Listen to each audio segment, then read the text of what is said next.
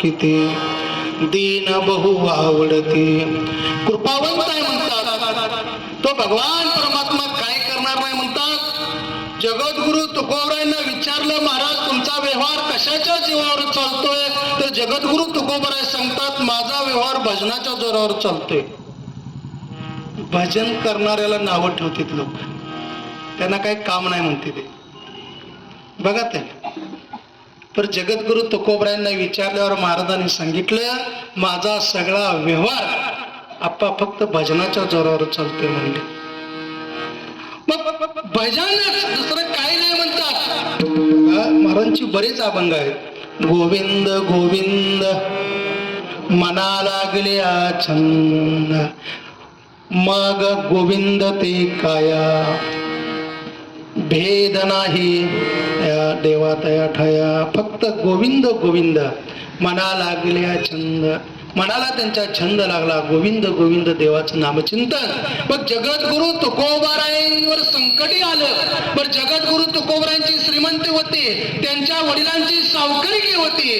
जगद्गुरु तुकोबारायांच्या वडिलांची सावकारकी होती.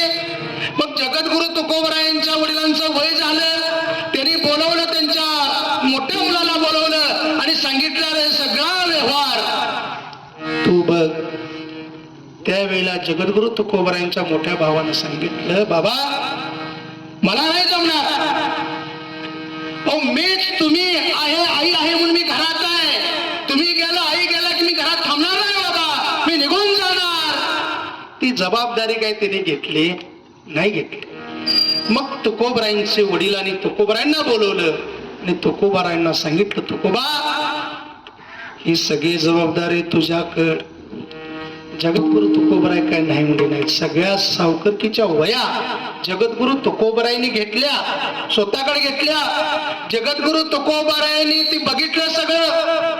मग पुढे जाल जाल तसं वडील गेले, आई गेली, पत्नी गेली, भाऊ निघून गेले आणि जगद्गुरु तुकोबराय मोठं संकट आलं. ती सगळ्या वया बघितल्या आणि ती सगळं कर्ज माफ करून टाकलं.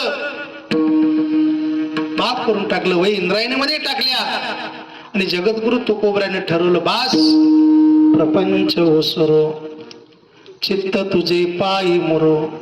ऐसे करीगा पांडुरंगा, शुद्ध रंग वावे रंगा, शुद्ध रंग वावे रंगा. पुरे पुरे आता नको दुजियाची सत्ता. ऐसे करेगा पांडुरंगा, शुद्ध रंग वावे रंगा. बास म्हणले हे सगळं खोटं आहे म्हणले. लटिकीत फेडा